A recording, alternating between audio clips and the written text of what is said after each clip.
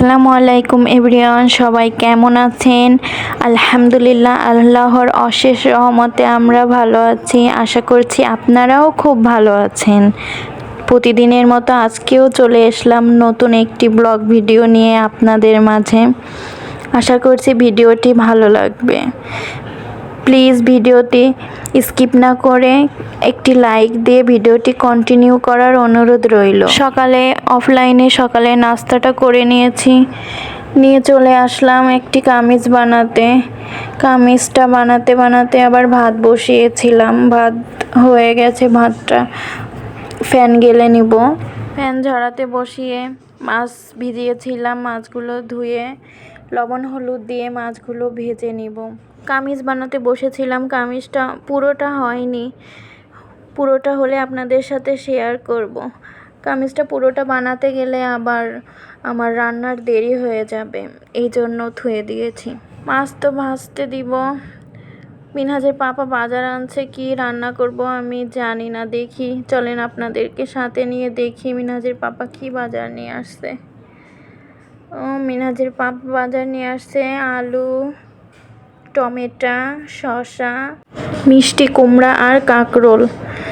আজকে মিষ্টি কুমড়াই রান্না করি। মিষ্টি কুমড়া থাকলে আবার পচে যায়, আমার তো ফ্রিজ নাই। মিষ্টি কুমড়া রান্না করব আর কাঁকরোল ভাজি করব। মাছগুলো ভাজতে দিয়ে যাই, তরকারিগুলো কেটে নিই। মিষ্টি কুমড়া সবাই মিষ্টি পছন্দ করে, কিন্তু আমি আবার মিষ্টি কুমড়া যদি বেশি মিষ্টি হয় তাহলে খেতে পারি না। কত মানুষ দেখি মিষ্টি কুমড়ায় যদি মিষ্টি কম হয় তাহলে চিনি দিয়ে দেয়, আর আমি অমন খেতেই পারি না। আমি হলাম মিষ্টি কুমড়াতে যদি একটু কম মিষ্টি হয় তাইলে খাই, না হলে খাই না। বিয়ের আগে যদি আম্মু মিষ্টি কুমড়া রান্না করতো কখনোই খাইতাম না, খাইতেই চাইতাম না। আর কি কান্না করতাম, মিষ্টি কুমড়া খাবো না, অন্য কিছু করে দাও। আর বিয়ের পরে এখন খাই, কিন্তু কম।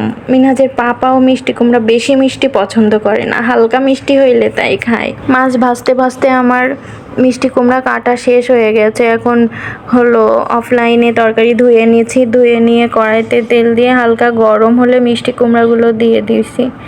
দিয়ে হলো লবণ হলুদ দিয়ে মিষ্টি কুমড়াগুলো একটু ভেজে নেব হালকা।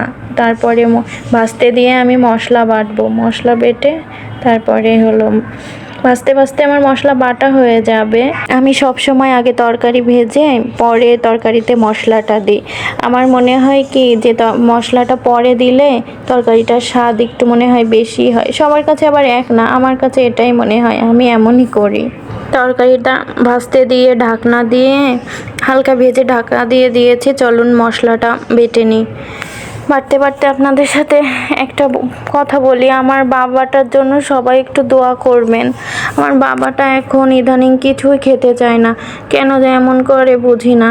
এই যে মশলা বেটে তরকারিতে দিয়ে দিলাম, দিয়ে কষিয়ে নিব। আপনারা আবার ভেবেন না যে এতটুকু মশলা কষালো, তরকারিটা কষালো। আসলে তরকারিটা অনেকক্ষণই কষিয়েছি, কিন্তু ভিডিও করা হয়নি। সব কাজ পুরো ভিডিও করতে গেলে ভিডিওটা একটু বেশি বড় হয়ে যায়, এজন্য ভিডিওটা আর করা হয়নি। তরকারি রান্না শেষ হয়ে গিয়েছে, তরকারিটা ঢেলে নেব। নিয়ে আমি আবার আজকে কাঁকরোল ভাজি করব, আলু দিয়ে কাঁকরোল দিয়ে ভাজি করব।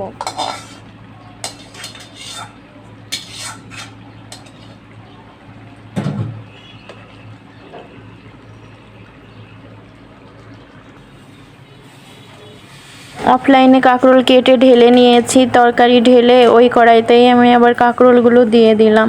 কাঁকরোল আজকে সেদ্ধ করে তারপরে ভাজি করব। এখানে কাঁকরোল, আলু, পেঁয়াজ, লবণ আর মরিচ দিয়ে, কাঁচামরিচ দিয়ে সেদ্ধ করতে দিয়ে দিয়েছি। একবারে বসালেও কাঁকরোল ভাজিটা ভালো লাগে, কিন্তু সেদ্ধ করে রসুন আর পেঁয়াজ দিয়ে তেলের উপরে দিলে একটা অন্যরকম স্বাদ লাগে। রসুন তেলের অন্যরকম একটা সেন্ট বের হয়। খেয়ে দেখবেন আপনারা, আশা করি খুব ভালো লাগবে। কাঁকরোলটা বসিয়ে একটা শসা কেটে নিলাম। কেন জানি মন চাইলো আজকে শসা খেতে। এইভাবে আগে যখন স্কুল কলেজে পড়তাম তখন স্কুলের পাশে এইভাবে মরিচের গুঁড়া আর লবণ দিয়ে শসা বিক্রি করতো, আমরা কিনে খেতাম, তখন ভালোই লাগতো খেতে। এইভাবে কে কে খেয়েছেন শসা বলবেন কমেন্টে। মিনহাজের পাপা আলু নিয়ে আসছিল, আবার সাথে পেঁয়াজও নিয়ে আসছিল। ওগুলো ঢেলে রেখে দিচ্ছি।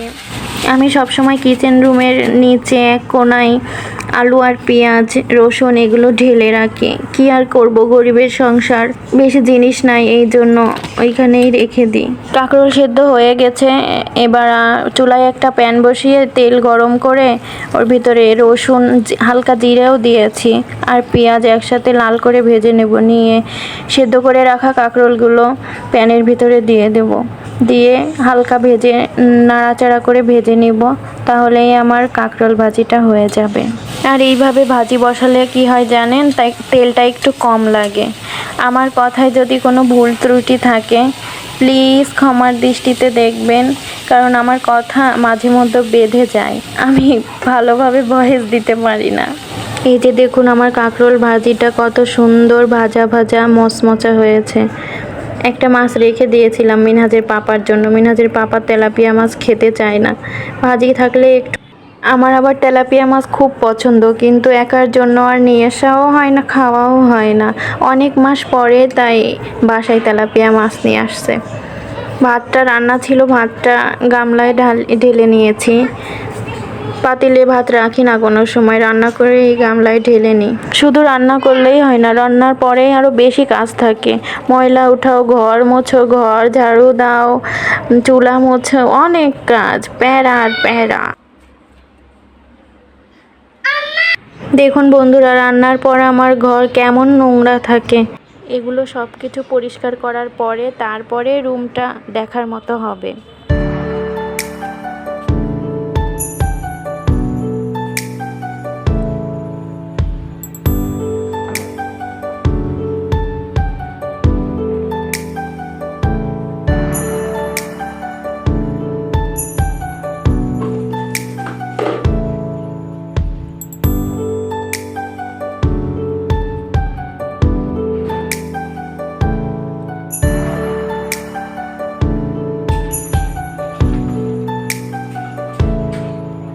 দুপুরে আর ভিডিও করব না, এখানেই অফ করলাম। আবার ফিরে আসছে বিকেলে। চলে আসলাম বিকেলে, বাবা ছেলে গাড়ি চালাচ্ছে। বিকেলে নাস্তা বানাবো পাউরুটি দিয়ে আর ডিম দিয়ে, চিনি দিয়ে পাউরুটি দিয়ে আর ডিম দিয়ে ভেজে নেব।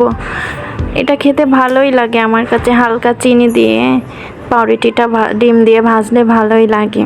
ভিডিওর এই প্রান্তে এসে যারা যারা আমার ভিডিওটি পুরোটাই কন্টিনিউ করেছেন স্কিপ না করে, তাদের সবাইকে জানাচ্ছি অসংখ্য ধন্যবাদ। ভিডিওর শুরুতে যে লাইক দেননি প্লিজ এখন একটি লাইক দিয়ে দিন। আপনার একটি লাইক আমাকে আর একটু সামনে এগোতে অনেক সাহায্য করবে। রুটি ভাজাটা যদি হালকা পোড়া পোড়া হয় তাহলে আরও বেশি ভালো লাগে। আমি রুটি ভাজতে ভাজতে বাবা ছেলে নিচে গেছে। বাবা নামাজ পড়তে গেছে, ছেলে সাথে গেছে, যে খাবার কিনে একা একা গুটি গুটি পায়ে সিঁড়ি দিয়ে উঠতেছে। বন্ধুরা, ভিডিওটি আজকে এখানেই শেষ করব। নতুন ব্লগ দেখার আমন্ত্রণ রইল। যারা যারা আমার চ্যানেলটি এখনও সাবস্ক্রাইব করেননি প্লিজ সাবস্ক্রাইব করে পাশে থেকে যাবেন। ভালো থাকতে বলবো না, সবাই ভালো থাকার চেষ্টা করবেন। আল্লাহ হাফেজ, আসসালামু আলাইকুম।